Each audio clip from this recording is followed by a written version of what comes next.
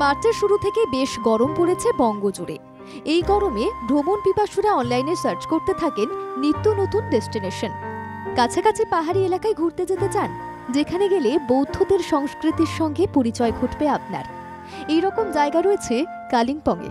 কালিম্পংয়ের দক্ষিণ পশ্চিমে অবস্থিত দুরপিনদারা।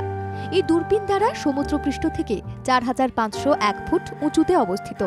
এখানে রয়েছে এক বৌদ্ধ মনেস্ট্রি, যা পরিচিত জ্যাংধোক পালরি ফোদাং নামে। এই তিব্বতী বৌদ্ধ মঠ প্রতিষ্ঠা করেছিলেন ১৯৫৭ সালে দুদ্জোম রিনপোচে। এরপর এই বৌদ্ধ মনেস্ট্রিতে ১৯৭৬ সালে এসেছিলেন দালাই লামা। এই মনেস্ট্রি পুরোটাই নিখুঁত কারুকার্য করা।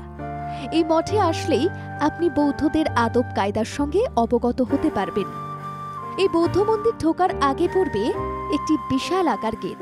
এই গেট দিয়ে এগিয়ে গেলেই পড়বে সিঁড়ি। সেই সিঁড়ি বেয়ে এক পা দুপা করে ওপরের দিকে উঠলে পড়বে মঠের মূল কাঠামো। আর এই মঠের মূল কাঠামোর ভেতরেই রয়েছে বিশাল বড় বুদ্ধের এক মূর্তি। এই মঠের বুদ্ধের মন্দিরে রয়েছে বুদ্ধের নানা ধরনের রূপ, যেমন রয়েছে বুদ্ধের রাগান্বিত রূপ, আবার কোনোটা শান্ত স্নিগ্ধ রূপ।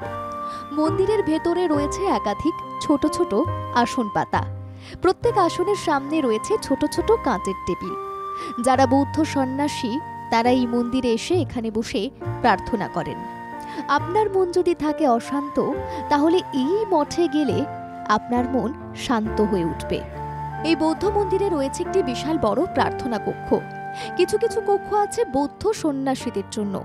বৌদ্ধ মঠের একদম শুরুতেই রয়েছে অসংখ্য প্রার্থনা চক্র, যে চক্র ঘোরাতে ঘোরাতে আপনি নিজের মনের ইচ্ছে বুদ্ধকে সরাসরি জানাতে পারবেন। এখানে রয়েছে ১০৮টি তিব্বতী ধর্মগ্রন্থ। কালিম্পং আসলে অবশ্যই ঘুরে নিতে পারেন এই বৌদ্ধ মনেস্ট্রিও। ভাবছেন কিভাবে যাবেন? ট্রেনে করে এনজেপি হয়ে সেখান থেকে গাড়ি ভাড়া করে কালিম্পং শহর পৌঁছে যান। কালিম্পং শহর থেকে ২ কিলোমিটার দূরেই এই বৌদ্ধ মনেস্ট্রি। ব্যুরো রিপোর্ট, বাংলা জাগো।